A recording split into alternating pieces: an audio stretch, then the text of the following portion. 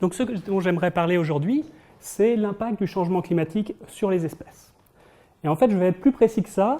Je vais m'intéresser à l'impact, au rôle que va jouer la diversité au sein d'une espèce dans cette dynamique due au changement climatique.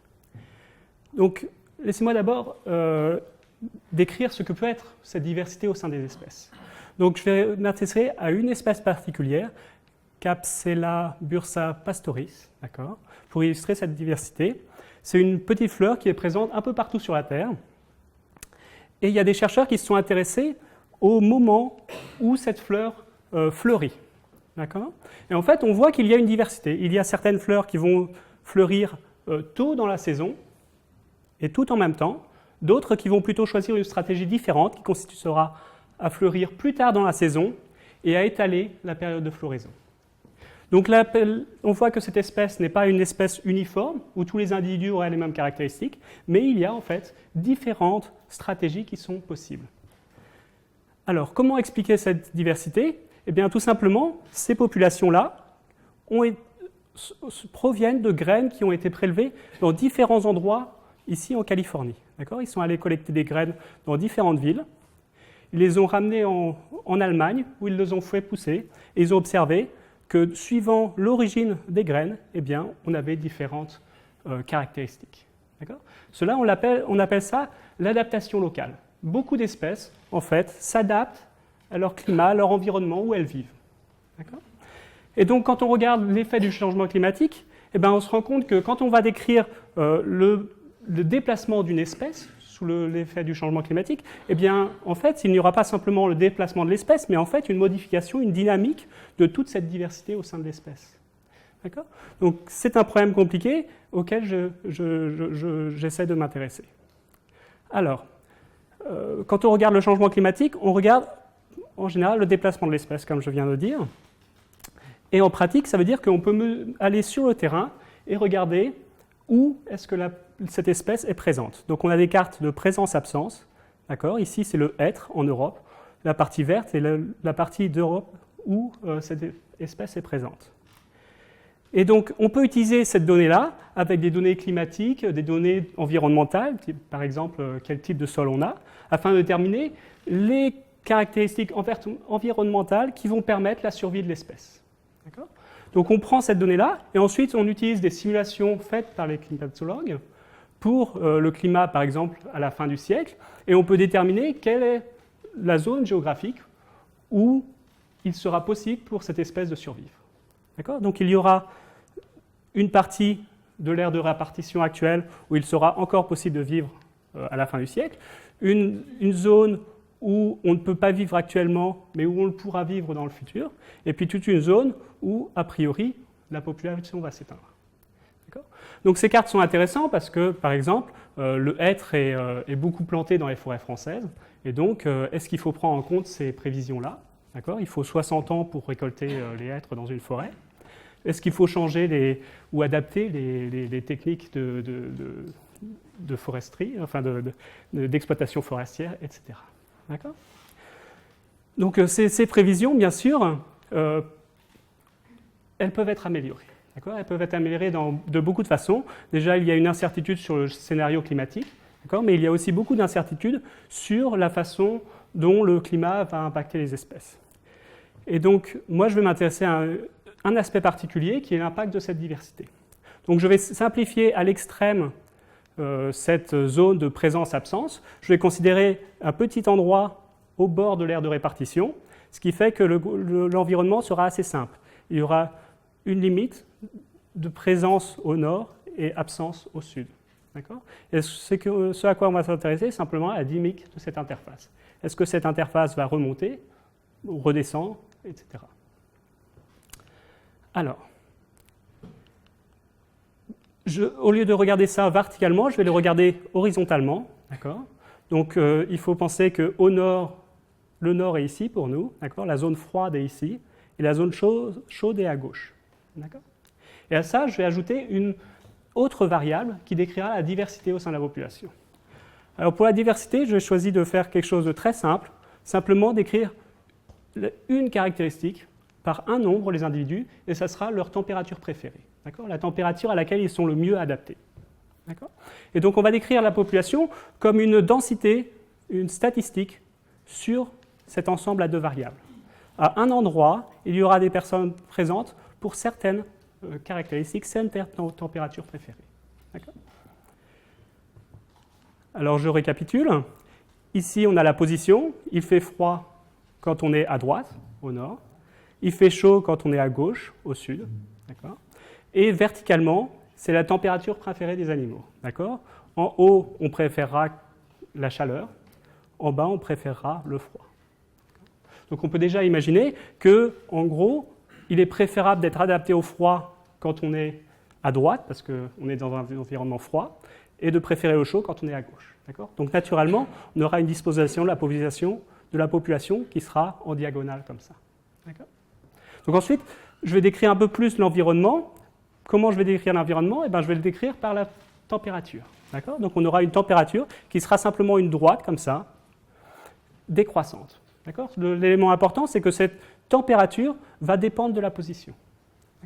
Et donc, moi, en tant qu'individu, en tant que membre de cette espèce, j'aurais tendance à vivre à proximité de cette température. Ma température préférée devra ne pas être trop loin de la température réelle.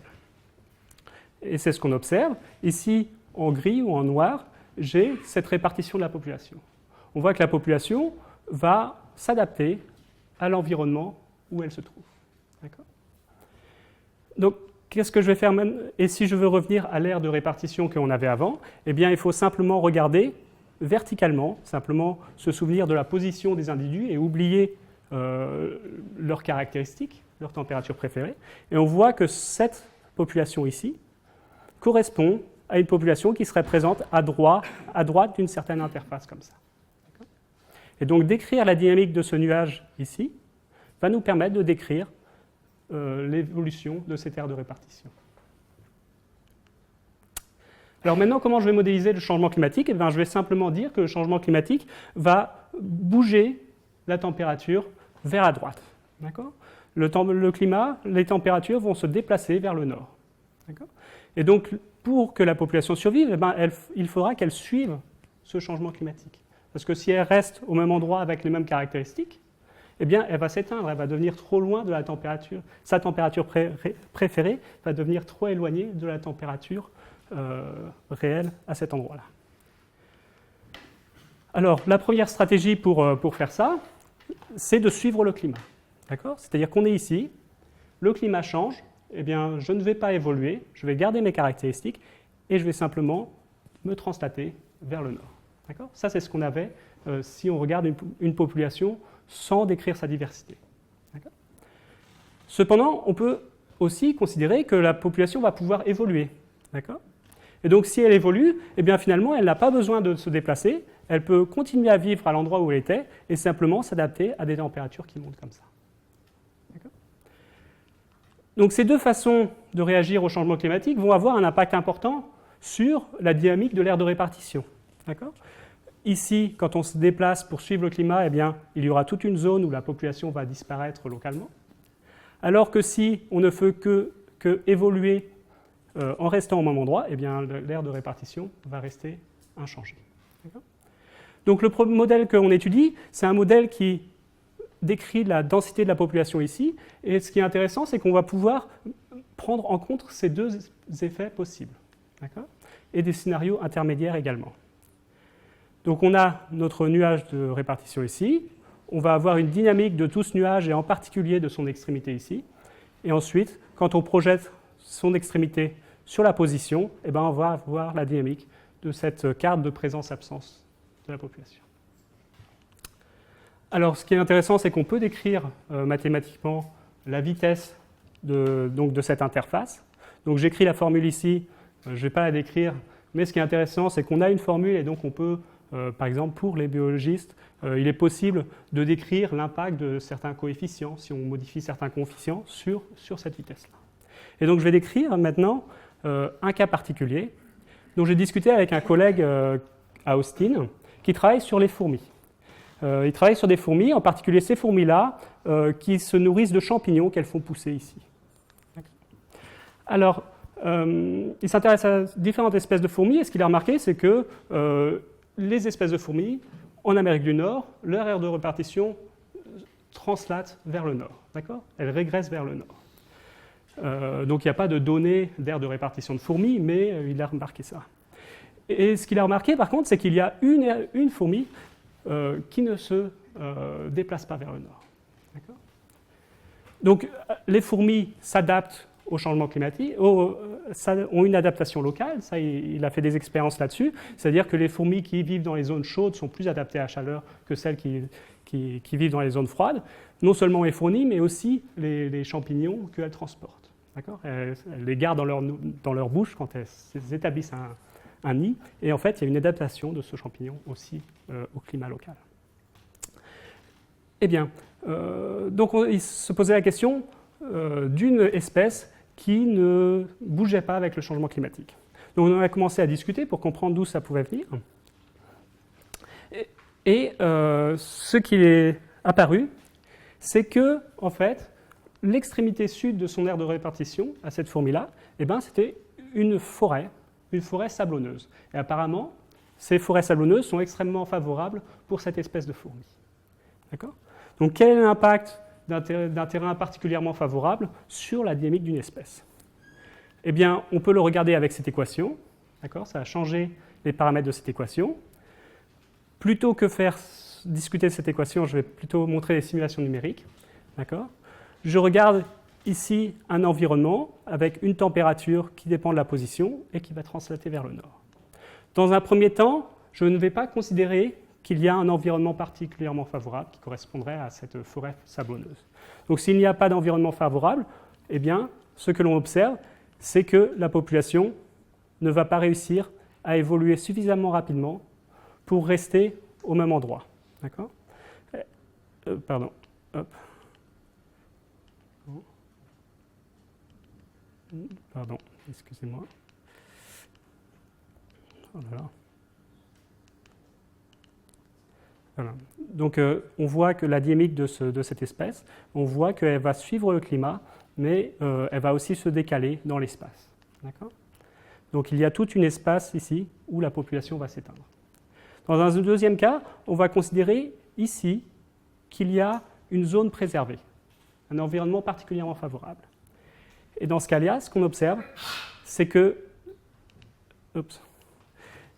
cette zone particulièrement favorable va permettre en fait à l'espèce de survivre dans cette forêt-là, d'accord, à cet endroit-là. Elle va avoir un environnement suffisamment positif pour lui permettre, pour lui donner la chance de s'adapter, de développer des nouveaux gènes qui vont lui permettre de survivre dans un endroit où il fait particulièrement chaud.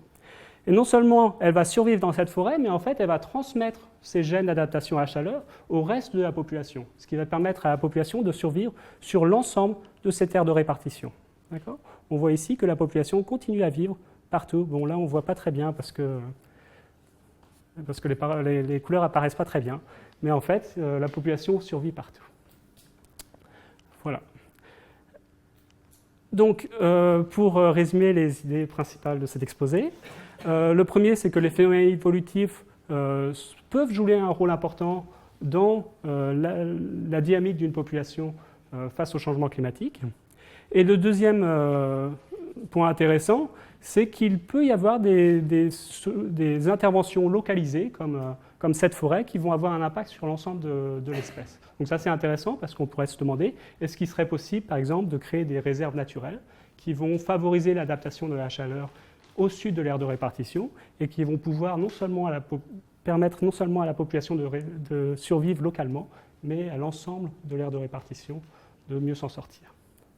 Voilà, donc c'est la fin de l'exposé.